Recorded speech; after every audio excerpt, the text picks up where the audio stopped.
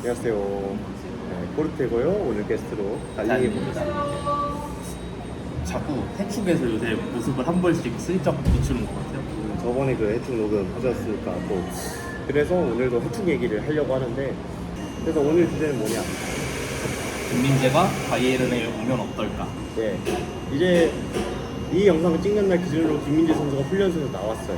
네, 아마 이 영상이 올라가는 날이면 김민재가 이미 바이에른 선수일 겁니다. 제가 그때 올리려고 지금 찍는 거기 때문에. 그래서 간단하게 이 이적설이 어떻게 흘러갔고, 또 이제 경쟁자가 누가 있고 오면 누가 될까, 뭐 그런 부분들 좀 편하게 얘기를 해보겠습니다. 우선 김민재 이적설이 원래는 바이에른보다 다른 데가 먼저 떴죠. 그렇죠. 뭐 일단 항상 링크가 많이 뜨는 팀. 어느 선수나 링크가 많이 뜨는 팀이 하나 있잖아요. 맨체스터 유나이티드. 모든 그 유럽의 네로라는 선수가 한 번쯤은 갔다 왔다는 팀 맨유에 링크가 있었고, 또 맨시티 링크도 있었고, 사실 여러 팀이 링크가 있었어요. 근데 어느 순간부터 바이에른 급격하게 기울었는데, 진짜 아이러니하게도 훈련소에 들어간 이후에 기울었어요, 분위기가. 네. 갑자기 그렇게 돼가지고. 훈련소에 있는 동안 막 갑자기 히어리고가 뜨고 막 이제 그런 그래서 다들 의아해했는데, 그리고 막 드립으로 그때 맨날 이제 훈련소 자잖아요. 네. 눈 감을 때마다 꿈속에서 눈 뜨면 바이에른이다 이러고 있다가 이제 눈 뜨면은 바이에른, 이 새끼야 빨리 좋아하라, 그렇죠. 그렇게 되는 거죠. 네. 네. 그리고 이게 김민재 선수가 바이아웃이 이제 시간 제한이 좀 있는 것 같더라고요. 그래서 이적도 좀 서둘러야 되는 상황이었을 거고. 그래서 그 시간 안에 반드시 이적을 해야 되는 상황에다가 본인이 주전 경쟁까지 생각을 하면서 와야 되는 입장이었는데, 사실 링크가 난 구단 중에서 제일 대표적인 맨유랑 맨시티니까 그 두 개에서 만약 갔다면 어땠을지 그걸 짚어보자면은, 맨유는 일단 맥과이어 씨는 논외로 치죠. 네. 없습니다. 그래서 맥과이어는 지친다고 보고, 그럼 이제 린델레프랑 그 리산드로 마르티네스랑 라파엘 바란이 경쟁자가 될 텐데, 리산마 같은 경우에는 실력은 있는데 피지컬적으로 많이 약하다. 한계가 네. 아무래도 낮은 키가 한계가 되는 부분이 하나가 있을 거고. 그게 약점이고, 린델레프는 나쁜 선수는 아닌데 그렇다고 막 어떤 부분 특출이 좋다 이것도 아니고, 그런 애매함이 있고요. 저는 그리고 개인적으로 바란 선수는 레알에 있을 때만큼 임팩트는 아닌 것 같은데. 결정적인 문제는 부상빈도였고, 그래서 김민재가 가도 뛰는데 문제가 없을 거라는 의견도 있었으나, 이제 또 반대로 보면은 이 세 명 중에서 정말 실력이 없다, 그렇게 밀어낼 수 있다 이렇게 말할 선수 없었기 때문에 경쟁이 있긴 있었어요. 확실하게 주전이라고 하기에는 경쟁을 거쳐야 된다. 특히 이제 풀핏이 바란이면은 사실 레벨이 있죠. 정말 선수였죠. 그러다 보니까 이제 맨유는 경쟁에서 눌러야지 확실히 주전될 수 있다였으면, 맨시티 같은 경우는 어떠느냐? 일단 맨시티가 김민재랑 그바리우디오를 샀고, 네. 네. 원래부터 맨시티 수비진 자체가 너무 좋죠.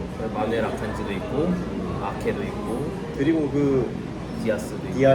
디아스랑, 근데 사실 스톤스도 미드필더 올라가고 뛰긴 하지만 센터백이 죽거죠. 뭐 이런 선수들 너무 선수가 많고, 애초에 트래블 팀인데 윙다리 핫바지로 가지는 않잖아요. 그러다 보니까 맨시티에서는 당연히 네. 경쟁이 어렵다. 네. 그리고 그바리로 선수가 간 이상은 이제는 뭐 영입할 일은 사실 없을 거라고 보여지고. 그래서 이 두 팀에서보다 바이에른이 수월할 거라고 본인이 판단하는 것도 있을 거라고 생각을 하고요. 그 팀의 위상이랑 트로피 획득의 가능성을 보면은, 가장 높죠. 네, 사실 리그에서는 맨시티보다도 우승률이 높죠. 왜냐면 분데스리가니까. 그렇죠. 그걸 못할 뻔했지만 네, 제 응원팀이지만은 네. 이번 시즌 참 힘들었잖아요. 우승을 당했다가 맞는 표현인 것 같아요 이번 시즌. 도르트문트가 바이에른이 우승을 줬습니다. 많이 사랑합니다. 아, 이재성 이제. 그래서 바이에른으로 오는 편이 트로피 따는 거는 거의 100% 보장이 되고, 사실 금액적으로도 바이에른이 요즘에 분노 영입할 때는 많이 쓰거든요. 네. 그렇게 쓴 애들이 싼 애 같은 애들 써가지고 문제가 된 거지. 네, 뭐 돈을 안 쓰는 팀은 아니에요. 역사적으로 주기적으로 한 번씩 크게 팡팡 쓸 때가 있었어요. 이게 이번에 근데 뭐 수뇌부들도 갈리기도 했고 느끼는 것도 많았을 거고, 그래서 뭐 이번에는 한번 쓸 때가 되지 않았나 싶기도 하고. 개인적으로는 오면은 잘 뛸 가능성이 높다라는 생각도 들고, 반대로 이제 김민재 입장에서도 출전 시간을 제로타요. 여러 가지 장점들이 있으니까. 그러면 세부적으로 주전 경쟁을 누구랑 펼치느냐. 저는 일단 작년에 퍼포먼스를 보면 더리우스를 붙박이라고 생각을 해요. 일단 바이에른 뮌헨은 저번 시즌 보면은 진짜 S급의 활약을 펼쳤다라고 할 만한 선수가 많지는 않는데 그래도 더리우스 정도는 엄청난 퍼포먼스를 보였기 때문에 더리우트는 작년에 진짜 유일신이었어요. 더리우트가 거의 멱살 잡고 팀을 지켜줬죠. 그렇죠. 막 들어가는 골 막아낸 거를 다 먹혔다고 하면 우승은 없었을 겁니다. 그래서 저는 작년에 김민재 선수 정말 잘했지만은 더리우트가 위에 두기는 어렵다. 네. 그리고 특히 더리우트가 김민재 같은 경우에는 4대 리그로 들어온 게 작년이 처음인데 더리우트는 꾸준히 4대 리그에 있었던 선수라는 점을 감안을 했을 때 뭐 일단 더리우트 이긴다보다는 더리우트 옆에 서는 걸 목표로 하지 않을까 싶고요. 다음으로 나오는 경쟁 상대가 이제 우파메카노. 사실 김민재 같은 경우에는 리카를 파리로 보낸다고 하잖아요, 바이에른이. 그 리카의 대체라서 온 거기 때문에 센터백 있으면 왼쪽에서 할 가능성이 높고 우파메카노랑 경합을 할 가능성도 높죠. 그렇죠. 일단 우파메카노랑 역할 면에서 기대받는 게 비슷해요. 네.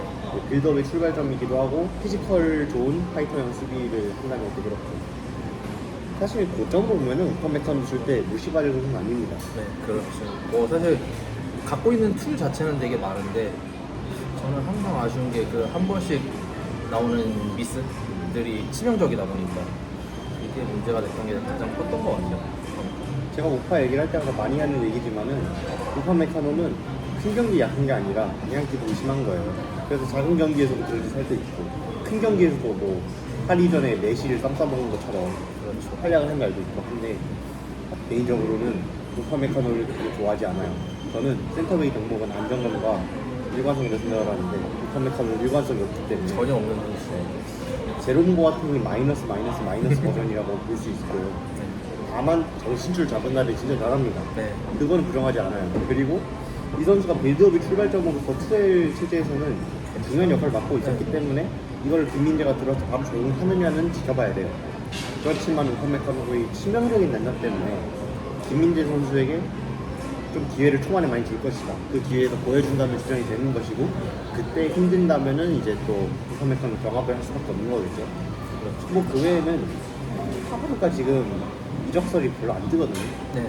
나간다고 하지만은 막상 뭐 맨체스터 유나이티드도 지금은 그렇게 막 나오는 게 많지가 않고 파발에 대해서 가장 얘기가 많이 나오는 팀은 맨유였잖아요. 그래서 잠재적인 경쟁자가 될 수 있으나 파바르는 왼쪽에 서지도 않을 것이고 오른쪽으로 갈 것이고 전반적으로 슈퍼 멤버로 가야죠 파바르는. 네.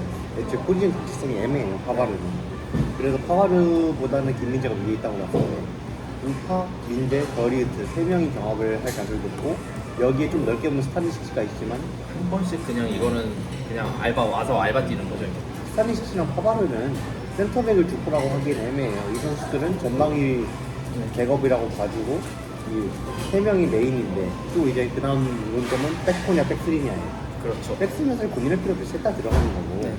백포면은 셋 중에서 2명이 나가는 건데 투엘이 시즌 막판에 계속 팩볼을 운영을 했던 걸 생각하면 뭐 경합을 할 수도 있을 것 같아요. 그리고 뭐 스타니시치랑 하바르가 어떨지 모르겠지만 뭐 이 선수들의 상태도 같이 고려를 해서 백스리냐 팩볼을 부를 것 같기도 하고.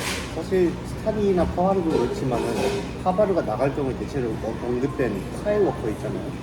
이 워커 때문에 전 처음에 백스리를 메인으로 보고 있구나라고 느꼈어요. 왜냐면은 유사시 스포로도 쓴다는데 보통 백포에서 센터를 쓴다고는 상보다 안 하죠.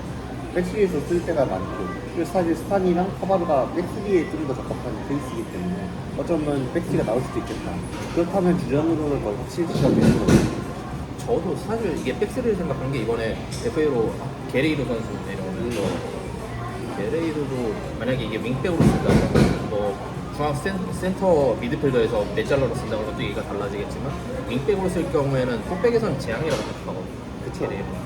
그 베레이루를 풀백으로 쓴다는 거는 수비를 포기하겠다의 느낌이에요. 베레이루는 사실 잘라러 뛰거나 약간 아예 좀 더 수비보다 없을 때 잘했던 케이스라서 그런 거 다 감안을 하면은 백스가 나올 가능성이 높죠. 네, 그래서 김민재는 주전 가능성이 높다. 그래서 이렇게 선택한 거는 본인 입장에서 주전 보장 플러스 뭐 연봉도 보장이 됐고 뭐 트로피 등등. 그리고 커리어에 있어서 바이른이라는 이름을 가지는 이상을 생각하면은 좋은 이적이었다고 생각을 해요. 저도 마찬가지고 그냥 금액대도 뭐 나쁘지 않다고 느껴지고 이 정도. 뭐 얘기하다 보니까 벌써 저희가 20분 넘게 하더라고요. 그렇네. 할 얘기가 많았어요 이 팀. 저희 바이른 얘기도 참 할 얘기가 많은데 나중에 기회가 될 때 하나하나 더 풀어보도록 하고요. 저희 어쨌든 오늘 달리기가 또 퇴사하시고 기념으로 좀 재미있게 놀려고 만난 거기 때문에 영상 여기서 마무리하고 저희 좀 놀러 가겠습니다. 대사 파티 하러 가겠습니다. 다음 영상에서 만나겠습니다.